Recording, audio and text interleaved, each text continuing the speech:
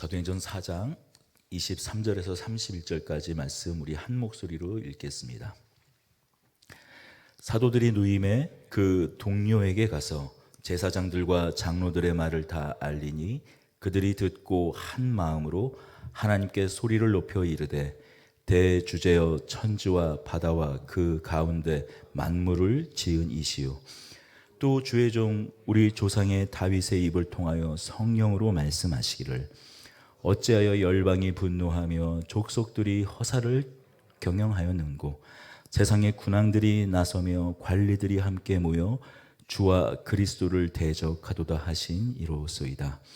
과연 헤롯과 본디오 빌라도는 이방인과 이스라엘 백성과 합세하여 하나님께서 기름 부으신 거룩한 종 예수를 거슬러 하나님의 권능과 뜻대로 이루려고 예정하신 그것을 행하려고 이 성에 모였나이다.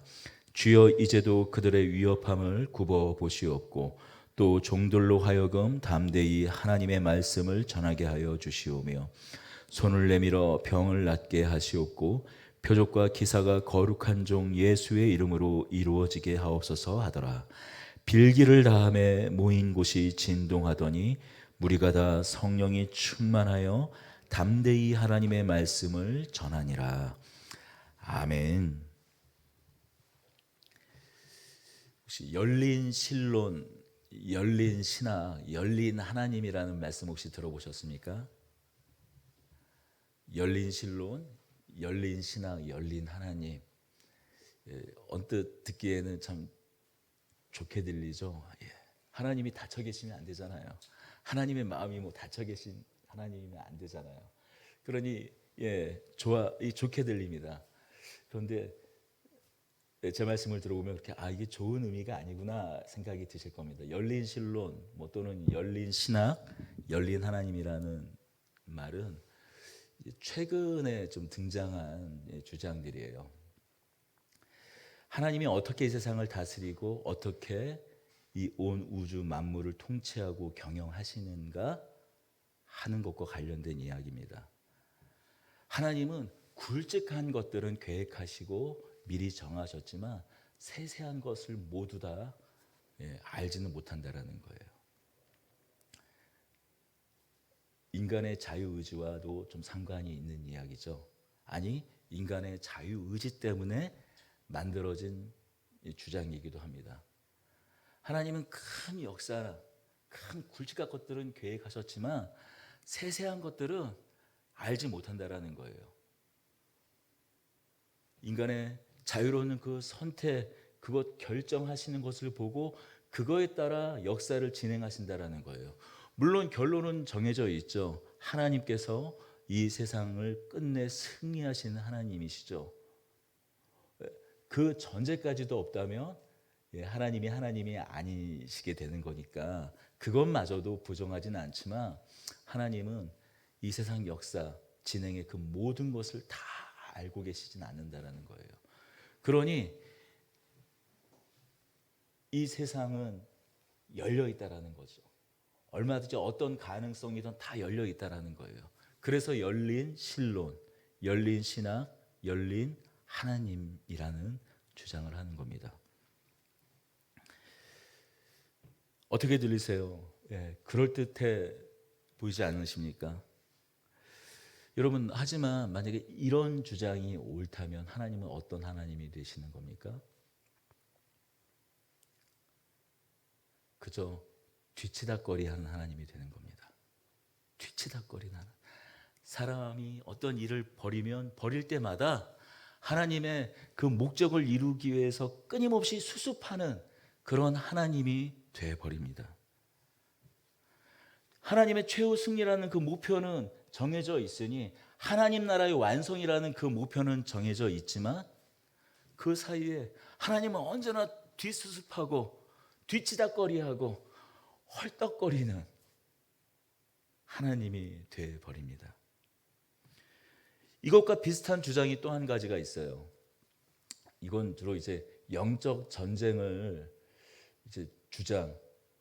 이게 영적 전쟁이다 하면은 우리 신자의 삶에 영적 전쟁이 있습니다. 분명히 사단과 벌이는 영적 전쟁이 있어요. 영적 전투가 있어요. 이것 자체를 부정하는 것은 아닙니다. 하지만 성경을, 하나님의 우주 통치의 역사를, 하나님과 관계된 그 하나님과 그 인간과 세상 우주 만물 사이의 어떤 그런 관계와 그 긴장을 선한 하나님과 사탄, 이 두 세력과의 다만 전쟁으로만 보는 것입니다. 말로는 하나님과 사탄과의 전쟁이라고 말하지만 그 세력이 비슷해요. 비등해요. 그러니 끊임없이 앞서거니 뒤서거니 사단과 하나님이, 또 하나님으로 말미암은 택한 백성들이 끊임없이 전투를 하다가 결국 끝내 하나님이 승리하신다라는 거예요. 물론 결론이 틀린 것은 아닙니다. 그러나 과정 가운데 조금 문제가 있습니다. 여러분 이렇게 생각하시면 돼요. 여기 수레바퀴가 있어요. 요즘과 같은 바퀴는 어떻습니까? 바퀴의 중심축에 베어링이 있잖아요. 그러니까 왼쪽 바퀴와 오른쪽 바퀴, 오른쪽 바퀴, 왼쪽 바퀴가 따로 놀 수가 있어요. 그런데 맨 처음에 만들어진 바퀴는 어땠습니까?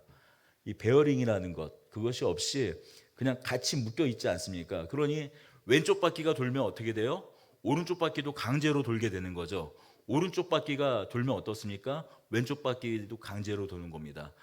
이런 그림을 한번 연상을 하고 제 말씀을 들어보십시오. 사단이 끊임없이 어떤 일을 획책합니다. 그러면 그때 어떻게 하는지도 모르고 하나님은 사단이 하는 것을 보고, 하나님의 대적들이 하는 것을 보고 뒤따라 그것에 맞게 하나님은 끊임없이 계획을 수정하고 계획을 바꾸시고 그것에 응대하는 거예요. 사단의 도전에 하나님은 언제나 응전하는 하나님이 되는 거예요.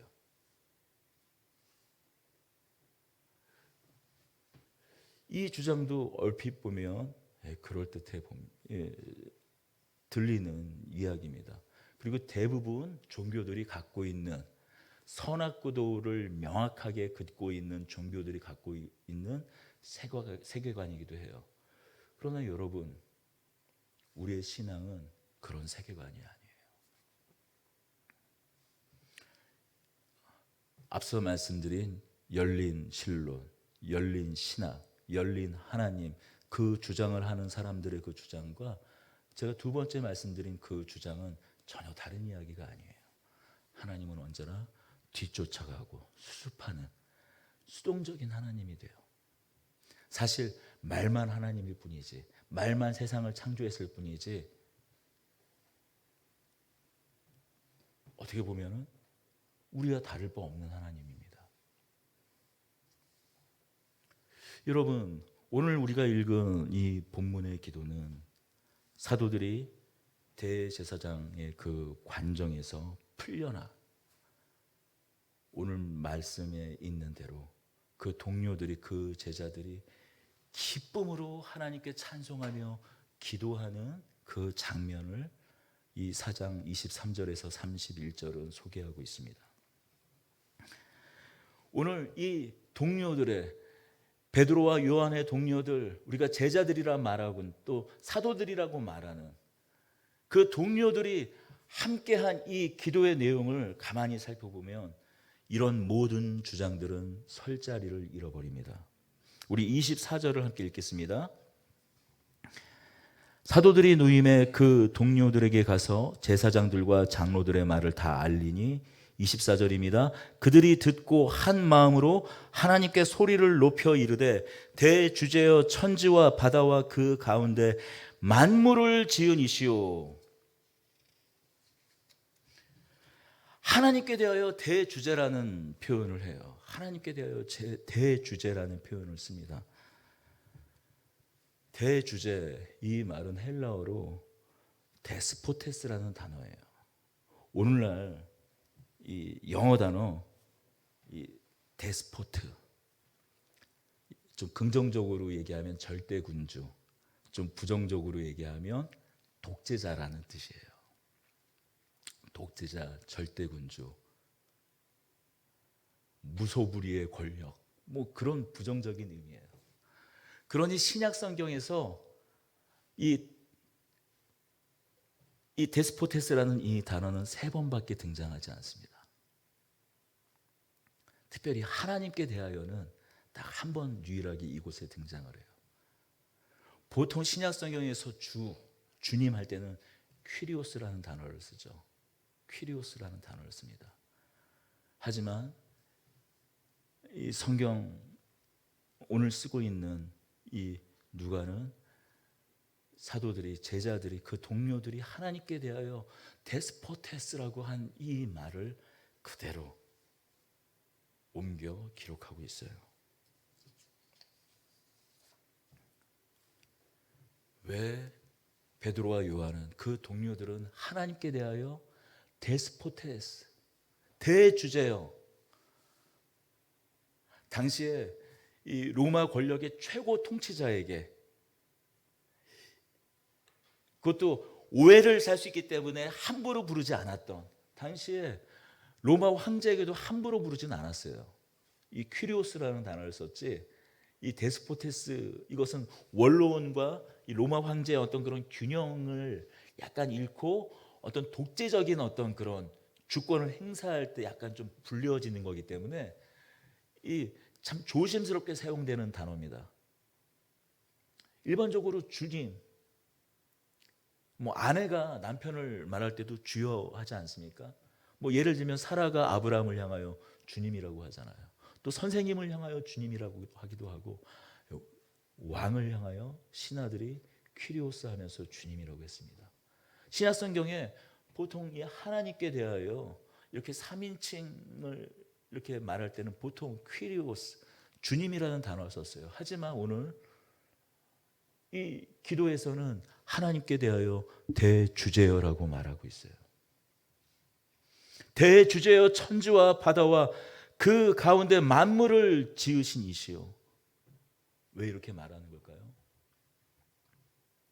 아내가 남편을 일컫는 그 퀴리오스, 종이 상전을 일컫는 그 퀴리오스, 신하가 왕을 일컫는 호칭 그 퀴리오스만으로는 그 하나님의 어떠하심을 다 담아낼 수 없기 때문이에요. 대주제여 천지와 바다와 그 가운데 만물을 지으신 이시오. 베드로와 요한이 밤늦게 끌려갔다라는 소식을 들었을 때 그 동료들, 그 제자들은 어떤 마음이 들었을까요? 베드로와 요한도 이제 끝났구나, 예수님처럼 죽겠구나라는 생각을 틀림없이 했을 것입니다. 다들 이제 죽었구나 했을 거예요. 예수님과 똑같은 상황을 맞았으니까요. 그러나 그 다음날 아침 일찍 그 둘은 멀쩡히 돌아왔습니다. 이 기쁨은 말할 수 없는 기쁨이었어요.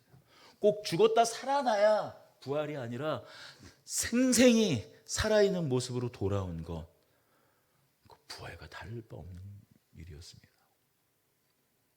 돌아오자마자 제자들, 그 동료들에게 기쁨과 환희가 넘쳤을 겁니다. 들뜨고 벅차오르는 마음이 가라앉았을 즈음 그들은 어떤 생각을 했을까요? 베드로와 요한 그리고 그 모든 제자들은 한 가지 사실을 깨달을 수밖에 없었습니다.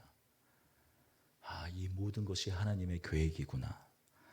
하나님을 대적하는 그 모든 세력들은 자신들의 그 모든 것을, 그 모든 힘을 집중하여서 하나님을 대적하지만,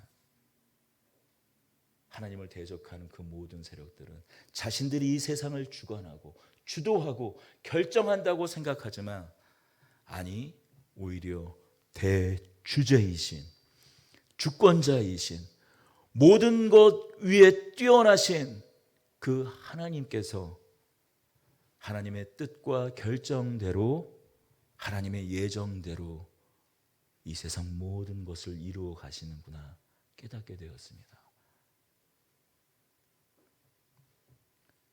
그때 시편의 한 구절이 생각났어요. 바로 시편 2편의 1절과 2절이에요.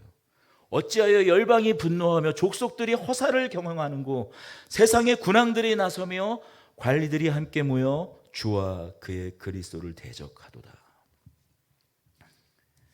다윗의 시편대로 헤롯과 빌라도가 대제사장과 이스라엘 백성들 모든 관리들이 모여서 하나님의 기름 부음 받은 예수 그리스도를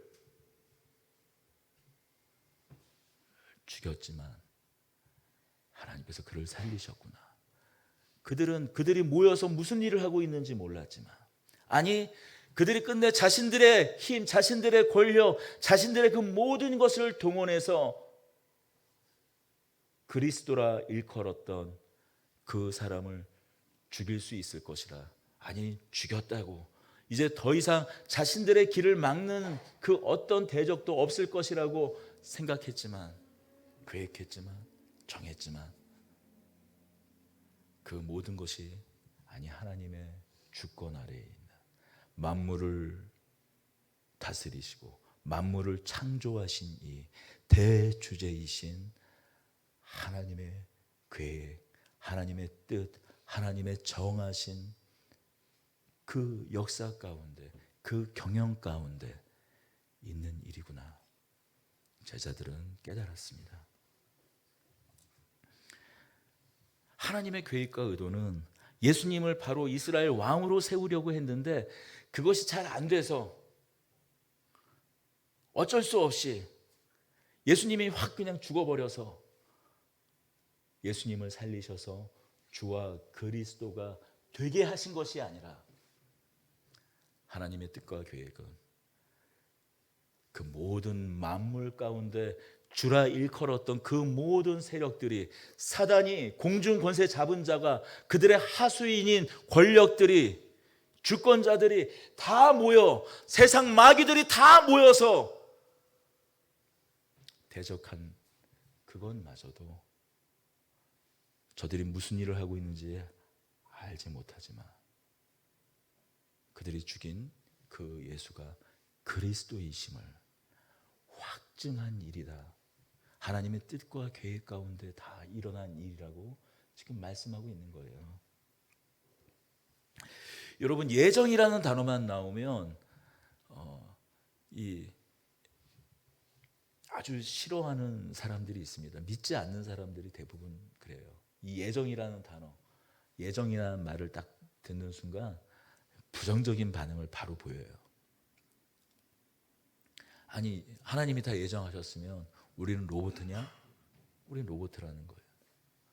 특히 청년들이 그렇습니다. 이건 믿지 않는 청년뿐만이 아니라 믿는 청년들 역시 예정이라는 어떤 개념을 설명할 때 대부분 부정적인 반응을 이렇게 보여요. 아니 우리는 뭐냐라는 거죠. 우리는 뭐냐라는 거예요.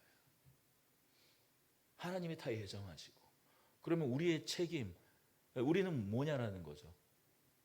우리는 그냥 이 배후에 지나지 않느냐, 뭐 그런 반응을 보여요. 그러나 여러분, 우리는 예수님을 평강의 왕이라고 고백합니다. 평강의 왕. 이 로마 사람들에게 있어서 평강이라는 단어, 이 평강이라는 단어, 팍스라는 단어는 힘이요 곧 권력이었어요. 권력과 힘이 있어야 평강을 누릴 수 있다라는 거예요. 에이레네를 누릴 수 있다라는 거예요. 팍스를 이룰 수 있다라는 거예요. 팍스 로마나를 이룰 수 있다라는 겁니다. 로마 아래의 평화, 팍스 로마나는 로마 절대 군주인 로마 황제로부터 흘러나오는 것입니다. 로마 황제가 곧 힘과 권력이었기 때문이죠. 그러나 여러분, 그 팍스 로마나가 채 300년이 가지 못한 것을 우리는 너무나 잘 알고 있어요. 여러분, 우리에게 이 평강, 이 평안, 무엇이 우리에게 이 평강을 가져다 줍니까? 무엇이 우리에게 샬롬을 가져다 줍니까? 어떠한 경우에도 흔들리지 않는 이 평안, 그것이 어디서 옵니까? 바로 하나님의 권능에서 흘러나옵니다. 하나님의 권능, 하나님의 그 뜻과 의지, 하나님의 그 모든 아심, 하나님의 모든 계획, 하나님의 모든 택하신 그 예정 앞에 우리는 평안할 수 있는 겁니다. 에베소서 1장 11절은 이렇게 말씀합니다. 모든 일을 그의 뜻대로, 그 뜻의 결정대로 이루시는 이의 계획을 따라 우리가 예정을 입어 그의 기업이 되었으니 라고 말해요. 모든 일을 그의 뜻의 결정대로 일하시는 이의 계획을 따라. 무슨 의미입니까? 세상의 모든 근원과 족속과 관리들이 저마다 할 수 있는, 저마다 자신의 주권과 능력을 가지고 그 모든 것을 동원해 예수를 죽입니다. 그러나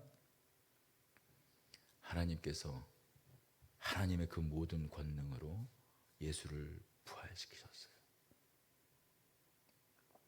우리의 영원한 왕이심을 확증하셨습니다.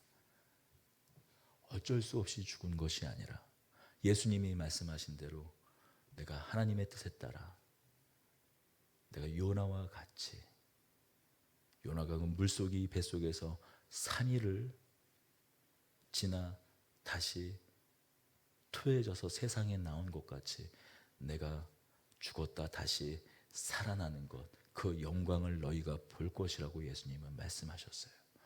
그냥 우연한 사건, 그것이 아니라 하나님의 뜻과 의지, 이 세상을 창조하시기 전부터 하나님께서 작정하시고 그의 뜻과 의지와 그의 결정대로 이루신 사건이라는 거죠. 여러분, 이것이 왜 우리에게 평안을 줍니까? 이것이 왜 우리에게 안식을 줍니까? 왜 우리에게 이것이 평강을 줄까요? 여러분, 하나님의 이 권능과 뜻과 의지와 이 계획 안에 우리가 산다라는 것은, 여러분, 우리의 어떠한 실패도, 우리의 어떠한 좌절도, 우리의 어떠한 모자람도 그것이 결코 손해가 되지 않는다라는 거예요. 낙엽이 하나 떨어지는 일, 들에 있는 꽃이 피어나는 일, 그리고 다시 지는 일, 그 모든 것이 하나님의 뜻, 하나님의 보살핌, 하나님의 계획, 하나님의 손길이 없으면 이루어지지 않는다라는 겁니다. 만물을 다스리고 만물을 창조하신 이의 그 권능과 그 뜻에 우리가 살아가고 있기에 우리에게 비로소 안식이 주어지는 겁니다. 평안이 주어지는 거예요.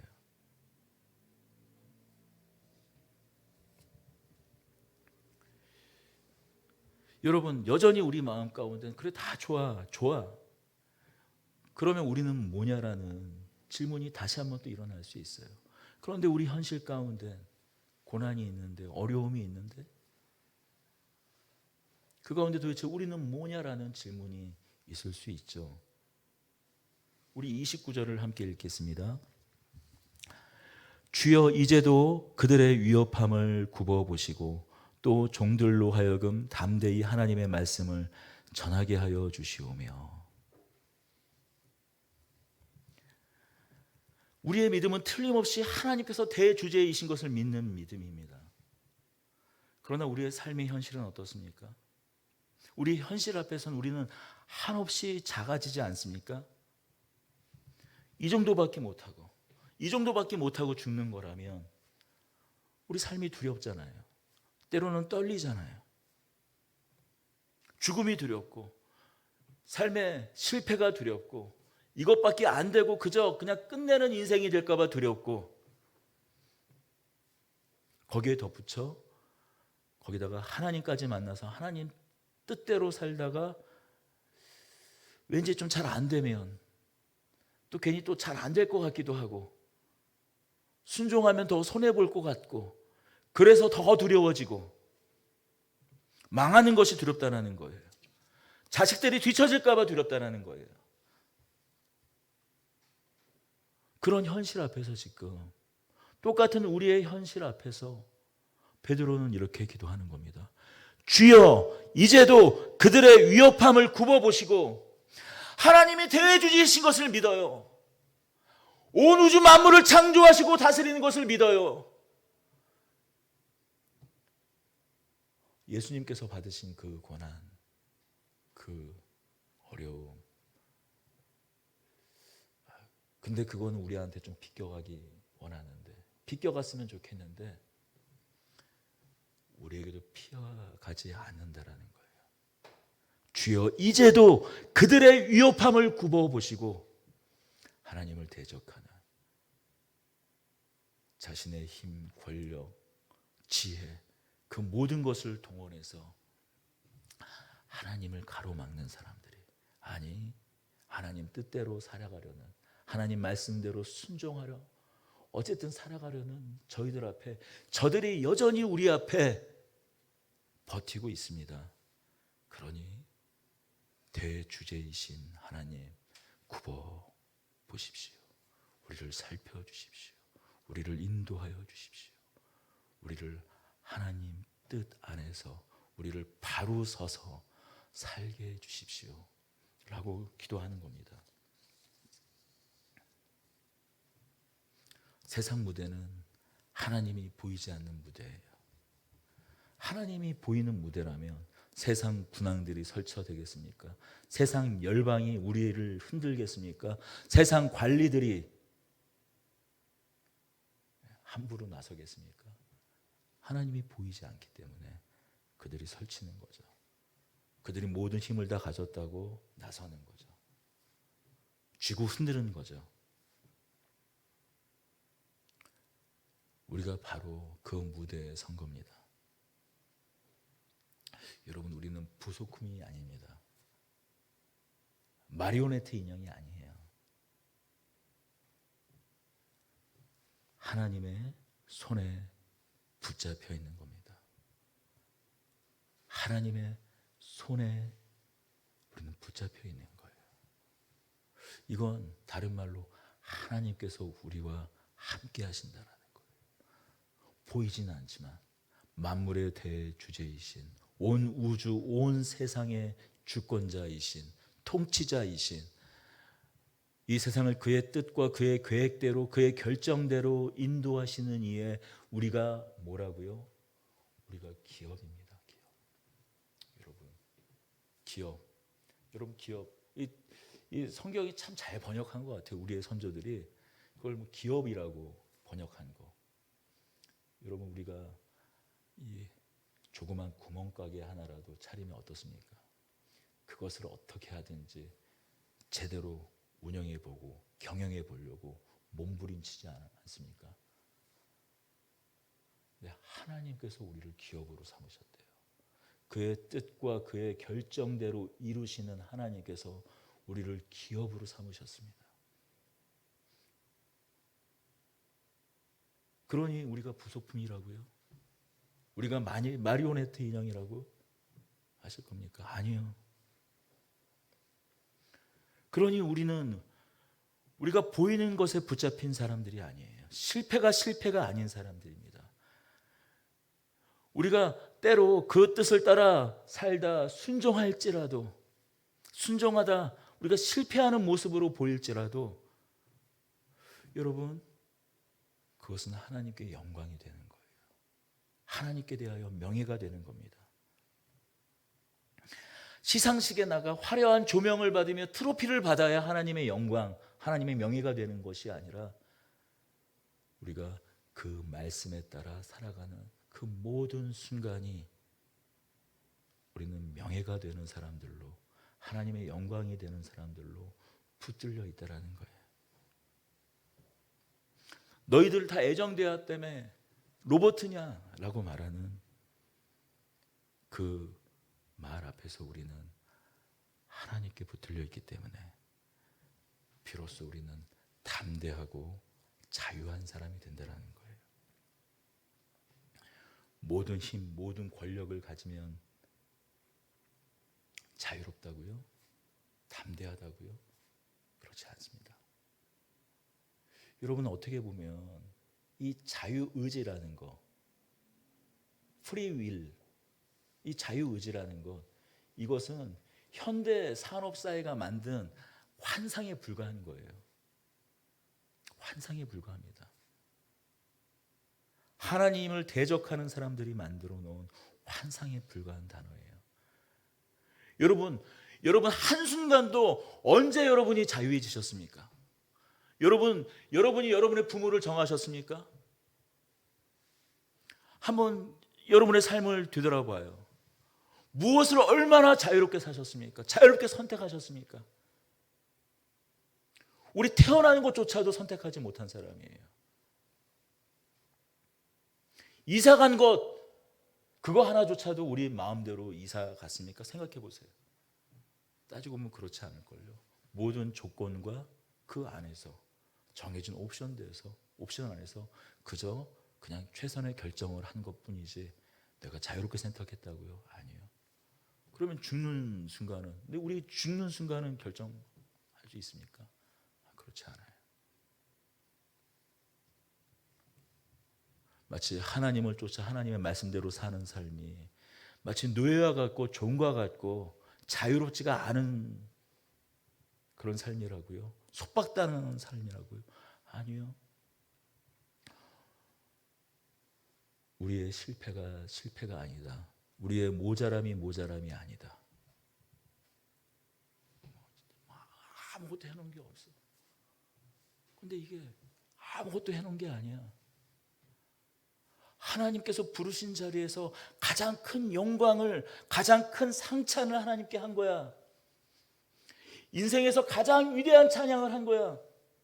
하나님께서 그렇게 말하고 계시는데, 그러니 우리의 자유, 우리는 어떤 환경 가운데서 자유로울 수 있는 거죠? 참 자유를 할 수 있는 거죠. 두렵고 떨림으로 이거 안 되면 어떻게 하지? 이거 못하면 어떻게 하지? 그게 아니라 하나님께 맡기고 내가 할 수 있는 만큼 오늘 나의 책임을 다할 수 있는, 비로소 자유를 얻게 되는 거죠. 참 자유를 얻게 되는 거죠. 주여 이제도 그들의 위협함을 굽어보시고 또 종들로 하여금 담대히 하나님의 말씀을 전하게 하여 주시오며. 베드로는 이렇게 기도하며 나아가는 겁니다. 우리 30절 읽겠습니다. 손을 내밀어 병을 낫게 하시옵고 표적과 기사가 거룩한 종 예수의 이름으로 이루어지게 하옵소서 하더라. 빌기를 다음에 모인 곳이 진동하더니 무리가 다 성령이 충만하여 담대히 하나님의 말씀을 전하니라. 손을 내밀어 병을 낫게 하시옵고 표적과 기사가 거룩한 종 예수의 이름으로 이루어지게 하옵소서 하더라. 베드로는, 요한은, 또 그 모든 동료와 제자들은 기도합니다.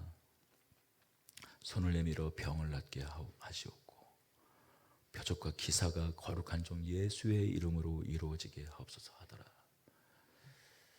여러분, 그러나 오늘 저는 이렇게 기도하고 싶습니다. 우리가 표적이 되게 하여 주십시오. 우리가 기사와 기적이 되게 하여 주시옵소서. 우리로 말미암아 세상이 진동하게 하여 주십시오. 우리의 삶으로 말미암아 저들이 안전하다 하였던 그런 모든 것들, 그 모든 기반들이 흔들려 오직 주님만이 대주제이시고 우리의 주권자이시고 우리의 통치자이시고 우리의 경영하시고 우리를 다스리는 하나님, 그것 우리를 표적 삼아 주십시오. 나의 삶을 표적으로 삼아 주십시오. 나의 삶을 기적으로 삼아 주십시오. 나를 통하여 세상이 진동케 하여 주시옵소서. 오늘 우리의 기도는 이러한 기도로 바뀌길 원합니다. 하나님이 하나님 되시는, 하나님이 하나님이신 것을 아는 일들이 우리의 모든 삶 가운데 일어나길 원합니다. 우리 다 같이 좀 기도하며 찬양하기 원합니다. 우리 주를 향한 나의 사랑을 찬송하며 기도하십시다.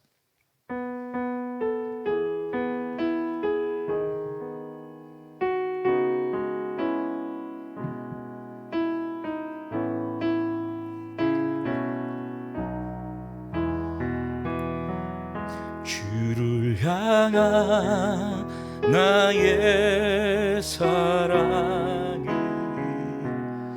주께 고백하게 하소서.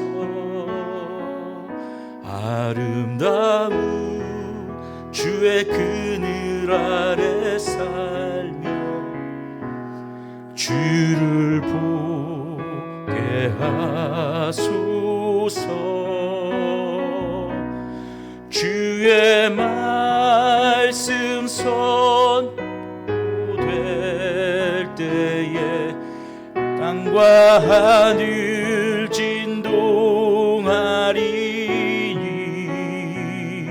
나의 사랑 고백하리라.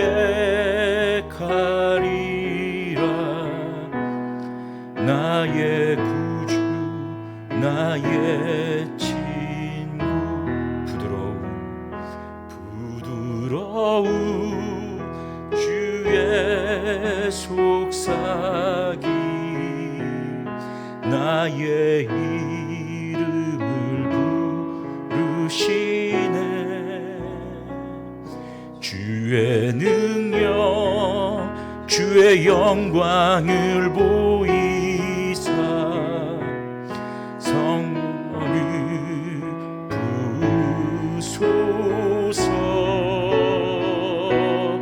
메마른 곳 거룩해지도록 내가 주를 찾게 하소서. 모든 것 주께 드리리. 나의 구주 나의 친구 온 마음으로 주를 바라며 무로 주를 바라며 예 사랑 고백하리라. 나를 향한 주님의 그 크신 사랑 간절히 알기 원해. 주의 은혜로 서하시고 나를 자녀 삼아 주셨네. 나의 사랑 고백하리라. 나의 구주 나의 친구. 우리 1절 다시 한번 고백하겠습니다.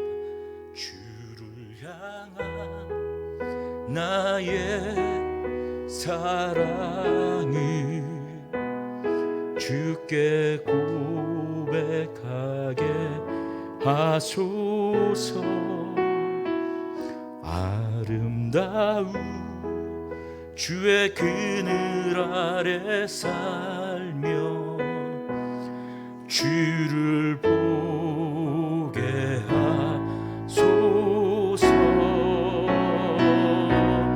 주님의 말씀 선포될 때에 땅과 하늘 진동하리니 예 사랑 고백하리라.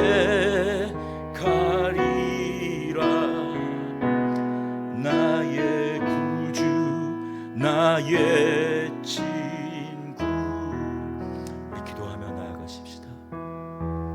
대주제시여 천지를 창조하신 만물의 왕이시여 만물의 주권자시여 주님 이곳 가운데 우리를 다스려 주십시오. 우리의 불안함 그것이 무엇입니까? 그 아래 있는 뿌리가 무엇입니까? 주님 그것은 하나도 믿음 없음 아닙니다. 주님 오늘 다른 그 어떤 것이 아니라 만물의 대주제이신 온 우주의 통치자이신 주님을 믿는 그 믿음을 주십시오. 우리가 다른 어떤 것을 구하지 않습니다. 오늘 오늘 이 시간 믿음의 은사를 주십시오. 믿음의 은사를 주십시오. 겨자씨만한 그 믿음이라도 우리 가운데 임하여지면 세상 만물을 흔들, 세상 그 모든 것을 뒤흔들 주님, 그 믿음을 우리 가운데 허락하여 주시옵소서. 산을 옮긴다라는 그 믿음, 그 겨자씨만한 믿음, 믿음의 은사를 허락하여 주십시오. 우리 그 기도로 나아가기를 원합니다. 우리 기도하며 나아가십시다. 기도하겠습니다. 주님, 오늘 우리 마음 가운데 하나님 믿음의 은사를 주십시오. 주의 성령으로 우리를 채워주십시오. 하나님, 우리의 불안함, 우리의 이 마음 가운데 있는, 우리 마음 가운데 있는 그 깊은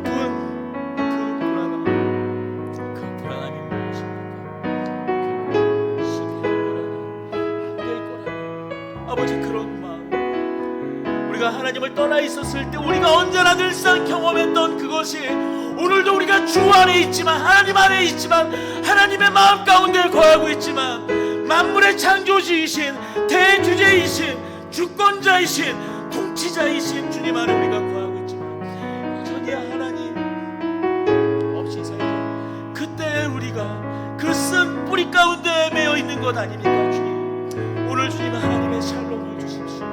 평강의 왕이시여 임하여 주십시오. 주님, 임하여 주십시오. 우리 심령 가운데 임하여 주시옵소서. 하나님, 이 은혜, 이 사랑이, 이 권능이 하나님의 그의 뜻과 그의 계획과 그의 예정하신 대로 기업이 된 것이 무엇인지 주님, 우리가 아는 우리들이 되게 하여 주십시오. 하나님, 우리가 기적입니다. 우리가 기사요 하나님의 표적이 되는 삶 살게 하여 주십시오. 하나님, 우리가 표적이 되는 삶 살게 하여 주십시오. 우리를 통하여 예수를 보는, 보이지 않는 세상 무대 가운데, 하나님이 보이지 않는 그 세상의 무대 가운데 하나님의 표적이 되는, 예수 그리스도의 표적이 되는 그 아들의 표적과 기사가 되는 저희들이 될 수 있도록 주님 은혜 베풀어 주시옵소서. 손을 내밀어 낫게 하시고 표적과 기사가 거룩한 종 예수의 이름으로 이루어지게 하옵소서. 손을 내밀어 병을 낫게 하여 주시고 표적과 기사가 거룩한 종 예수의 이름으로 이루어지게 하옵소서. 주님, 이 기도가 우리의 기도입니다. 주님, 이 기도가 우리의 기도입니다. 주님, 우리 삶이 치유되게 하여 주십시오. 우리 그 말씀의 약속대로 우리 삶의 모든 것이 치유되게 하여 주십시오. 모든 깨어진 것들이 제자리를 잡게 하여 주십시오. 모든 무너졌던 삶의 질서가 하나님의 말씀 가운데, 모든 무너졌던 성격이, 모든 무너졌던 우리 안에 있던 이 성전의 조각들이 다시 한번 서로 연락되고 상합되어 주의 성령으로 말미암아 다시금 생명을 얻고 마른 뼈가 되살아나듯이 그 에스골 골짜기에 죽어있던 그 뼈 조각 가운데 그 조각들이 맞춰져서 서로 상합되고 연결되어서 핏줄이 돋고 신경이 돋고 근육이 붙고 이러다가 군대가 되었던 것처럼 하나님 앞에 주의 나라에 군대가 되었던 것처럼 그 일이 우리 안에서 일어나게 하여 주십시오. 그 일이 우리 안에서 일어나게 하여 주시옵소서.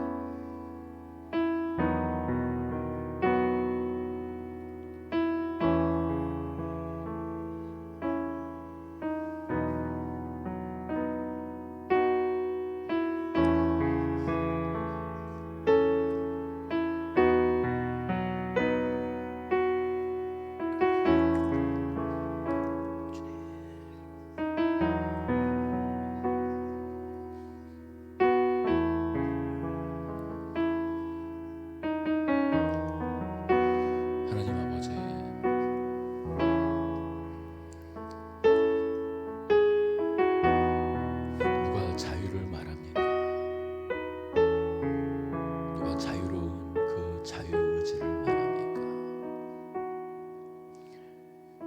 진리가 우리를 자유케 하실 겁니다. 진리의 영이신 성령께서 우리를 자유케 하실 겁니다. 진리의 영을 우리에게 보내신 예수께서 우리를 자유케 하실 것입니다. 그 아들을 끝내 십자가에 내어주시며 그의 계획과 뜻 가운데 하나님의 뜻을 끝내 행하신 그 아버지 안에 비로소 우리가 자유롭습니다. 참 자유를 우리가 누리며 맛보는 삶 살게 하여 주십시오. 우리가 하나님의 임재, 하나님의 진동이 된 삶 되게 하여 주옵소서. 우리 주 예수 그리스도의 이름으로 기도드리옵나이다. 아멘. 이제는 하나님 아버지의 극진하신 사랑과 우리 주 예수 그리스도의 은혜와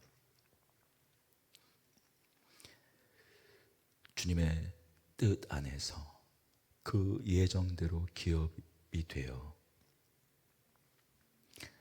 세상의 표적으로 기사로 살아가기를 작정하고 다짐하는 더드림교회 온 권속과 죄 자녀들 가운데 성령님의 내주 교통 역사 위로하심이 영원토록 함께 계실지어다.